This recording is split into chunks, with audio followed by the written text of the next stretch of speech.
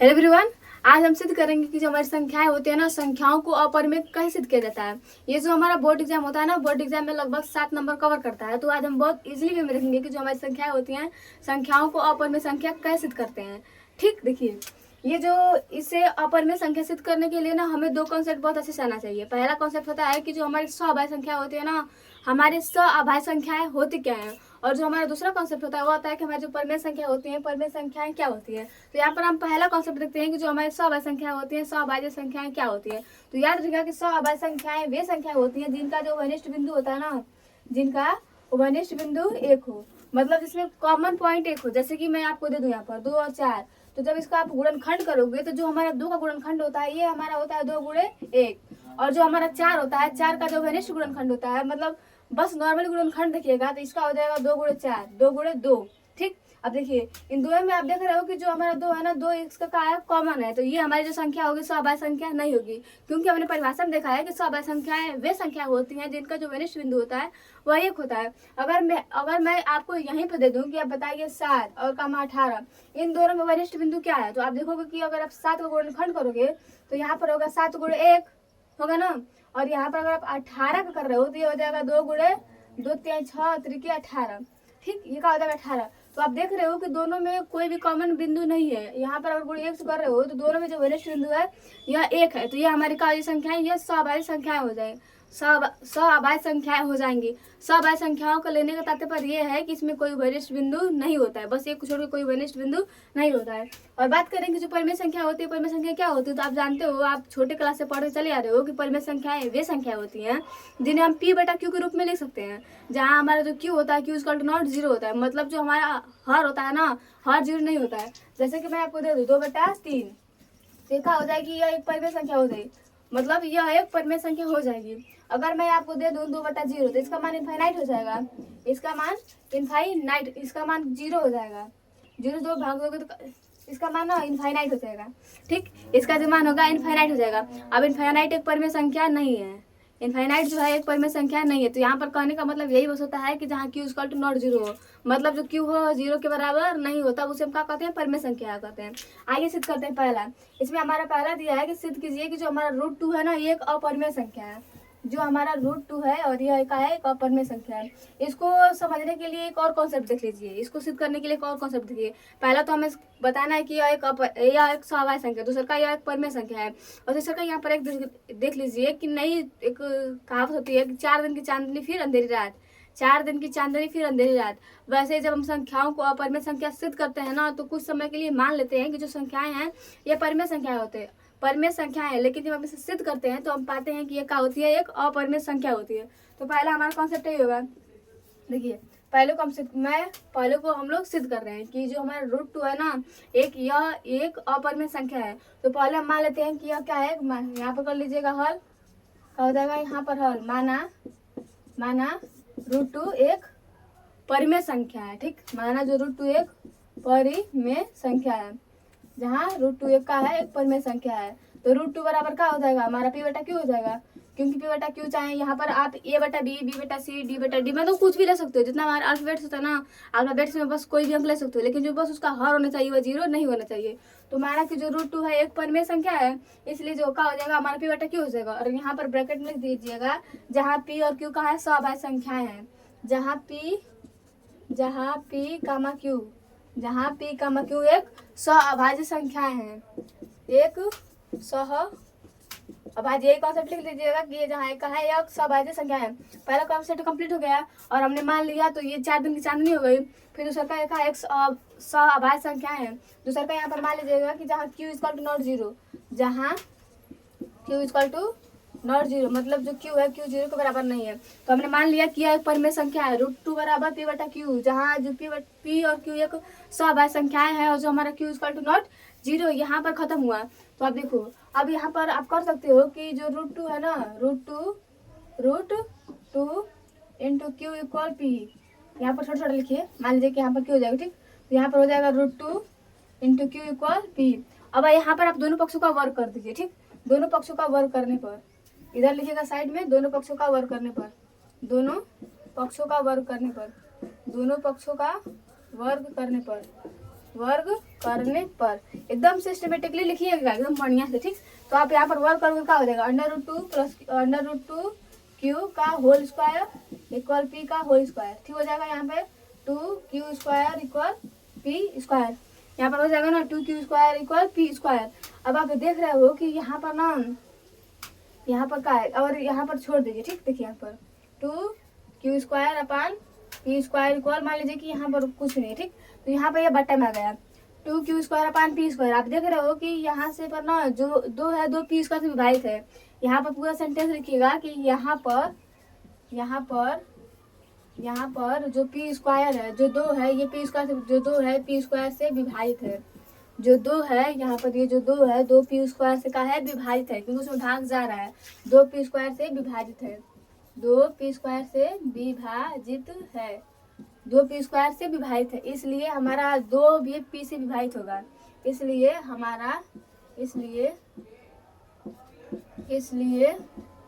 दो भी पी, इसलिए दो पी से भी विभाजित होगा, इसलिए दो पी से भी विभाजित होगा, इसलिए दो पी से भी विभाजित होगा, ठीक। यहाँ पर हमने बस यहाँ पर ये देखा कि जब हमारा 2q square upon P square आ रहा है, तो जब पी स्क्वायर से दो विभाजित है तो इसका मतलब है कि पी भी दो से विभाजित होगा। जैसे कि मैं मान लूँ कि यहाँ पर मान लीजिए मैंने दे दिया आपको 8, ठीक, और मैंने कर दिया यहाँ पर 2 का स्क्वायर, यहाँ पर 2 का स्क्वायर। अब देख रहे हो कि जो हमारा 8 है ना, 8 का है यहाँ पर स्क्वायर से विभाजित होगा। देखिए 8 हो जाएगा, 2 का स्क्वायर कितना हो जाएगा हमारा 4, तो 4 से 4 कट जाएगा, 2 बचना जाएगा।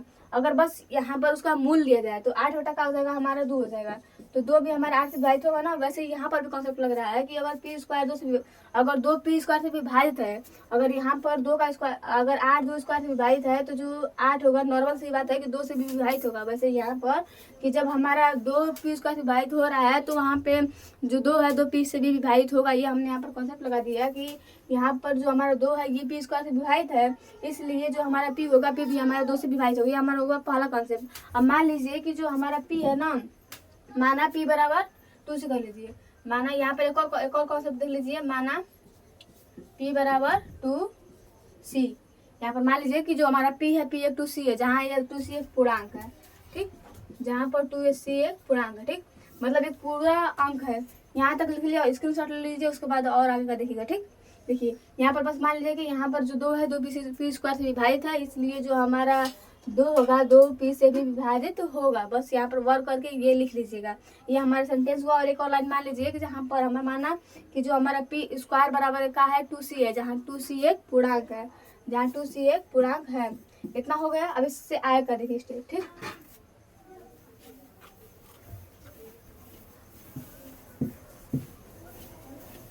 हमने क्या माना कि माना 2c एक पूर्णांक है, ठीक। यहाँ पर माना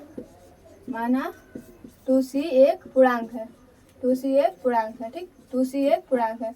तो हमारा वो जो पूरा लाइन था, लाइन क्या था, यहाँ पर था हमारा 2q square equal P square. क्या था, 2q square equal P square. अब देखिए यहाँ पर पी स्क्वायर हो जाएगा, हमें 2c स्क्वायर रखना है, 2c रखना है, ठीक। तो यहाँ पर हो जाएगा 2q स्क्वायर इक्वल 2c का whole square, then 2q square equal 4c square. 2 से 2 कटेगा, यहाँ पर हो जाएगा 2, तो देन q स्क्वायर बराबर 2c स्क्वायर। अब इस यहाँ पर भी वही होगा, इक्वल में क्या हो जाएगा 2c square upon q square. अब यहाँ पर भी आप देख रहे हो कि देखिए यहाँ पर मैं लिख रही हूँ, चूंकि यहाँ पर देखिए यहाँ पर क्या हो रहा है, यहाँ पर जो 2 है वो q स्क्वायर से विभाजित हो रहा है, इसलिए जो 2 होगा वो q से भी विभाजित होगा। दोनों सेंटेंस वही रहेगा, ठीक। बस यहाँ पर वहाँ पर p हो जाएगा, यहाँ पर q हो जाएगा, यहाँ पर, ठीक। यहाँ पर 2q स्क्वायर से विभाजित हो रहा है, 2q स्क्वायर से विभाजित हो रहा है, 2q स्क्वायर से विभाजित हो रहा है, इसलिए हमारा 2 भी q से विभाजित होगा, इसलिए 2q से भी विभाजित होगा, 2q से भी विभाजित होगा, 2q से भी विभाजित होगा। जो हमारा 2 होगा 2q से भी विभाजित होगा। यह हमारा सेंटेंस 2 कंप्लीट हुआ। लेकिन आपको पता है कि जो हमारी स्वाभाविक संख्या होती है उनका कोई वरिष्ठ बिंदु नहीं होता है, लेकिन जब आपने सिद्ध किया तो आपने पाया कि जो हमारा q है, q इन दोनों का वरिष्ठ कॉमन बिंदु 2 है। मतलब देखिए ये जो हमारा क्यू है, क्यू भी हमारे दो को विभाजित कर रहा है, और जो हमारा पी है, पी भी दो को विभाजित कर रहा है। अर्थात यहाँ पर जो पी और क्यू दोनों को वनिष्ठ बिंदु का है हमारा 2 है, लेकिन हमें पता है कि जो हमारी सभाज्य संख्या होती है, सभाज्य संख्या कोई वनिष्ठ बिंदु नहीं होता है। तो लिखिएगा कि यहाँ पर हम पाते हैं कि, ठीक, ये हमारा तीसरा का जो सेंटेंस कंप्लीट हुआ। फिर आप लिखिएगा कि यहाँ पर हम पाते हैं, यहाँ पर हम पाते हैं कि, यहाँ पर हम पाते हैं कि पी व क्यू का उभयनिष्ठ बिंदु 2 है, उभयनिष्ठ बिंदु 2 है, उभयनिष्ठ बिंदु 2 है, ठीक। और वरिष्ठ बिंदु 2 है, चूंकि हम जानते हैं कि जो हमारी सभाज्य संख्या होती है, सभाज्य संख्या का कोई वरिष्ठ बिंदु नहीं होता है। फिर 2 है, चूंकि हम जानते हैं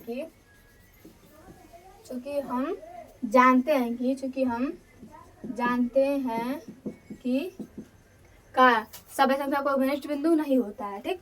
यहाँ पर सहअभाज्य संख्याओं का कोई वरिष्ठ बिंदु नहीं होता है, कोई वरिष्ठ बिंदु नहीं होता है।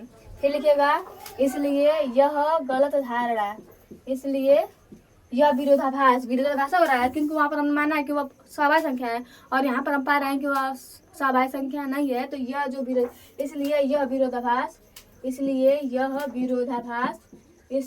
विरोधाभास हमारी गलत धारणा के कारण आई है, ठीक, हमारी गलत धारणा के कारण उत्पन्न हुई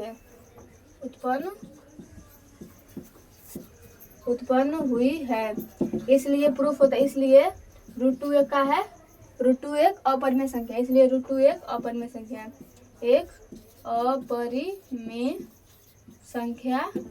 है। प्रूफ हो गया। इसमें बस हमें 3 कॉन्सेप्ट देखना है। पहले तो मानना है कि वह का है, परिमेय संख्या है, ठीक। जब परिमेय संख्या है तो परिमेय संख्या है, और जो हमारा p/q है यह एक सभाज्य संख्या है, और q = नॉट 0। इतना करने के बाद बस वर्क कर देना है, वर्क करके यह दिखा देना है कि जो हमारा p² से 2 विभाजित है, इसलिए p से भी 2 विभाजित होगा। उसके बाद हम मान लेते हैं कि जो हमारा p है ना, p = c है, मतलब जहाँ पर जो हमारा 2c है पूर्णांक है, फिर उसका मान पुट अप कर देते हैं, तो हम पाते हैं कि जो हमारा p है और जो हमारा q है, दोनों का जो वनिष्ठ बिंदु 2 है। लेकिन हमें पता है कि जो हमारी सभाज्य संख्या होती है, सभाज्य संख्याओं में कोई वनिष्ठ बिंदु नहीं होता है। इस प्रकार यहाँ पर विरोधाभास उत्पन्न होता है कि यह एक सभाज्य संख्या नहीं है, और यह जो विरोधाभास है हमारी गलत धारणा के कारण उत्पन्न हुई है। इस प्रकार यह सिद्ध होता है कि जो हमारा √2 है ना, ये एक अपरिमेय संख्या है। अपने शब्दों में बना कर लिखिएगा, बहुत अच्छा रहेगा, ठीक। इसके बाद देखते हैं हम दूसरा का वाला। इसी तरह आप √5, √3 और मतलब जितने भी रूट के अंदर एक संख्या होगी ना, √7, इन सभी संख्याओं का आप अपरिमेय संख्या सिद्ध कर लीजिएगा, ठीक। अब देखिए, अब हम सिद्ध करते हैं कि जो हमारा ना 5 - 2√3 एक अपरिमेय संख्या है। यहाँ पर मानते हैं कि ये का है, यह एक अपरिमेय संख्या है। इनको सिद्ध करना बहुत इजी है। थोड़ा बहुत डिफिकल्ट जो होता है ना, ये हमारा जो बस सिंगल वर्ड होता है, मतलब जैसे कि यहाँ पर बस सिंगल वर्ड होता है ना, इसमें थोड़ा सा डिफिकल्टी होती है, क्योंकि यहाँ पर हमें कोई स्टेप लेना पड़ता है। मतलब डिफिकल्ट नहीं है, बस 2-4 मिनट में आप सीख जाओगे, लेकिन मतलब थोड़ी बहुत मुश्किल होती है। अगर मान लीजिए कि यहीं पर आपको सिद्ध करना है कि जो √5 है, यह का परिमेय संख्या है, तो पहला मान लीजिए कि यह का है परिमेय संख्या है, यह एक परिमेय संख्या अर्थात p/q का है q है, और यहाँ पर q = नॉट 0 है, और साथ ही यह का है सभाज्य संख्या है। फिर दोनों पक्षों का आप वर्ग करेंगे तो 5 बराबर का हो जाएगा हमारा q² अपन p² अपन q² हो जाएगा, p² हो जाएगा, और यहाँ पर 3 गुणा कीजिएगा तो 5q² अपन का हो जाएगा हमारा p² हो जाएगा। यहाँ पर जो हमारा p² से 5 विभाजित है, इसलिए यहाँ पर सेंटेंस लिखिएगा कि यहाँ पर जो हमारा p² है 5 विभाजित है, मतलब p² से 5 विभाजित है, इसलिए जो 5 होगा वो p से भी विभाजित होगा। ये सेंटेंस खत्म हुआ। फिर हम मान लेते हैं कि जो हमारा p है ना, ये 2c के इक्वल है, जहाँ 5c का है पूर्णांक है, मतलब जो संख्या दी हो जाती है ना, यहाँ पर 2 है तो हम 2c मानते हैं, p यहाँ 5 दिया है तो यहाँ पर हम 5c मानेंगे, यहाँ पर 3 दिया है तो यहाँ पर हम 3c मानेंगे, ठीक। तो मान लेंगे कि 5c हो जाएगा। अब यहाँ पर रख दीजिएगा तो ये क्या हो जाएगा, 5q² अपन 25c² कटिएगा तो q² बराबर का हो जाएगा हमारा 5c² हो जाएगा। फिर यहाँ पर कहिएगा कि 5q², ठीक। फिर यहाँ पर कहिएगा कि जो हमारा क्यू स्क्वायर है ना ये 5 से विभाजित है, इसलिए जो हमारा क्यू होगा वो अभी 5 से विभाजित होगा। दूसरे का सेंटेंस खत्म हो गया। अब यहाँ पर अपना विरोधाभास उत्पन्न कीजिएगा कि चूंकि हम जानते हैं कि जो हमारी सब संख्याएं होती है, सब अजय संख्याओं का कोई कॉमन बिंदु नहीं होता है, लेकिन यहाँ पर हम पा रहे हैं कि जो हमारा 5 है यह कोवनिष्ठ बिंदु है।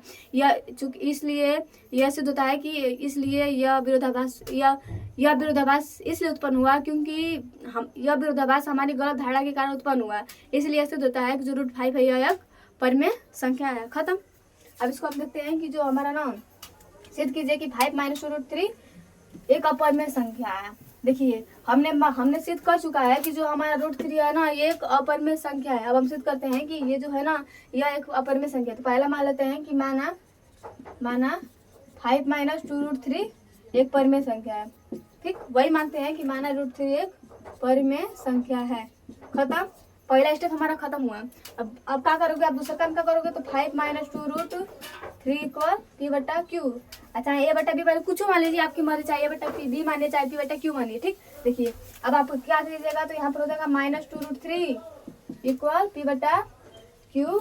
इधर प्लस है तो इधर का हो जाएगा माइनस है, तो इधर मतलब प्लस है तो इधर का आ जाएगा -5/Q। ठीक, P/Q -5, P/Q -5। खत्म। अब देखिए यहाँ पर माइनस है तो इधर माइनस है प्लस हो जाएगा, तो यहाँ पर हो जाएगा 2√3 = क्या हो जाएगा 5 - P/Q। यहाँ से √3 का मान निकालिए तो क्या हो जाएगा हमारा, बुरा हो जाएगा 5 - P/Q, यहाँ से गुणा हो जाएगा। अब आप यहाँ पर देख रहे हो कि जो हमारा 5 है, जो हमारा P है, जो हमारा Q है, यह सभी एक पूर्णांक है। यहाँ पर हम पाते हैं, देखिए यहाँ पर हम पाते हैं कि जो हमारा 5 है, P है, जो हमारा 2 है और जो हमारा Q है, यह सभी एक पूर्णांक है। यह सभी पूर्णांक संख्याएं हैं। यह सभी एक पूर्णांक संख्याएं हैं। यह सभी एक पूर्णांक संख्याएं हैं। इसलिए ये जो सभी हैं ये हमारे पूर्णांक संख्याएं हैं, इसलिए ये सभी का हो जाएंगी एक परिमेय संख्या सिद्ध हो जाएंगी। इसलिए यह परिमेय संख्याएं हैं। इसलिए यह परिमेय संख्याएं हैं। खत्म हुआ।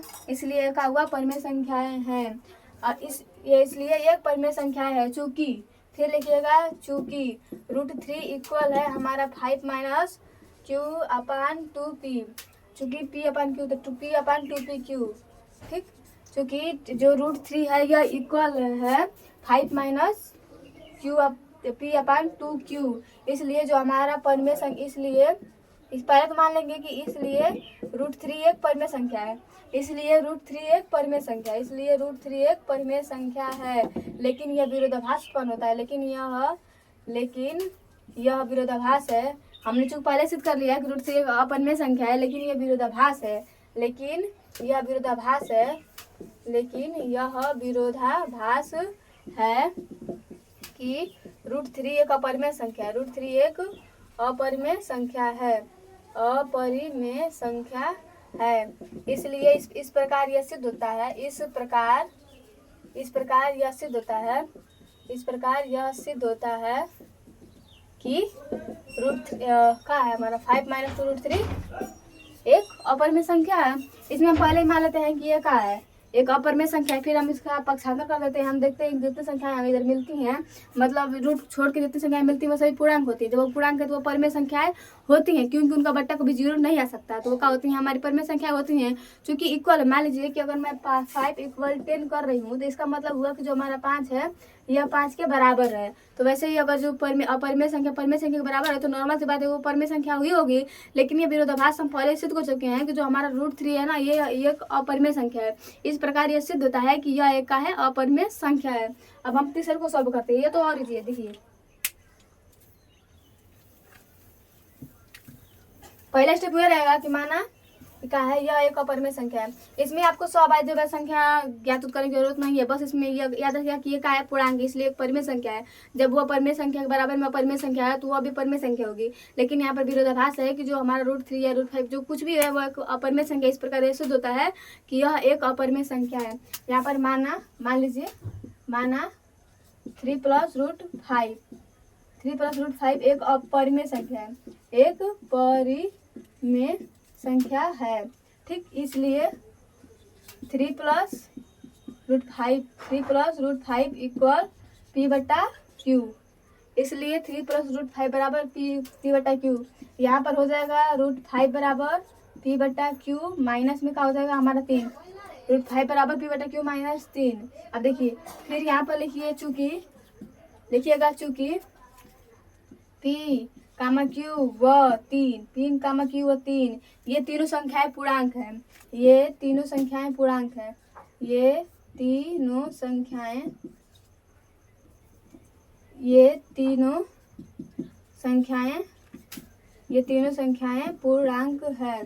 जो तीनों संख्याएं पूर्णांक है, इसलिए ये परिमेय संख्या भी होंगी। इसलिए ये परिमेय संख्या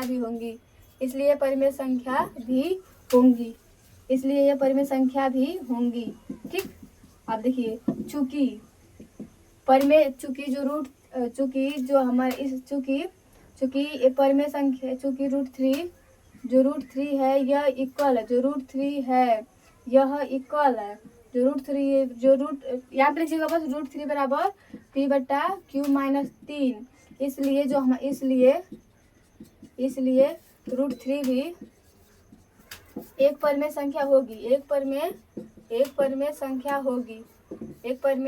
होगी। लेकिन यहाँ पे लिख लीजिएगा लेकिन यह विरोधाभास है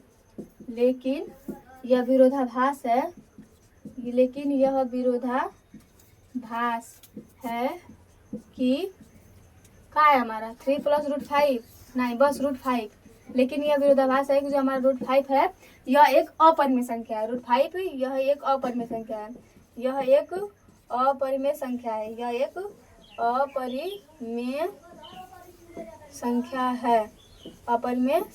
है। इसलिए लेकिन यह विरोधाभास है कि जो हमारा √3 है यह एक अपरिमेय संख्या है। यह विरोधाभास हमारे गलत धारणा के कारण उत्पन्न हुई है। यह विरोधाभास हमारी गलत धारणा के कारण उत्पन्न हुई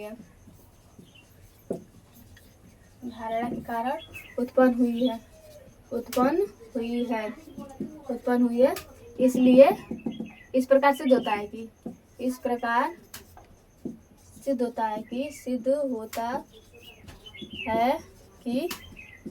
प्लस √5 एक अपरिमेय संख्या है। खत्म हुआ। इसमें थोड़ा सा बहुत बस ना आपको थोड़ा सा डिफिकल्ट जो होगा ना, ये पहले वाला में आपको कोई स्टेप करना पड़ता है। पहले तो दोनों को वर्क करना पड़ता है। 1-2 बार प्रैक्टिस कीजिएगा, आपको बहुत इजीली आ जाएगा। और क्योंकि आप लोग का एग्जाम आ रहा है तो मेहनत बहुत अच्छे से कीजिएगा। ठीक, देखिए इसमें मान लेते हैं कि माना हुआ एक परिमेय संख्या है, पी बटा क्यू इतना नॉट 0 और एक स्वाभाविक संख्या है। स्वाभाविक संख्या कोई वरिष्ठ बिंदु नहीं होता है। इसी पर आप लेकर पूरा सिद्ध कर लीजिएगा।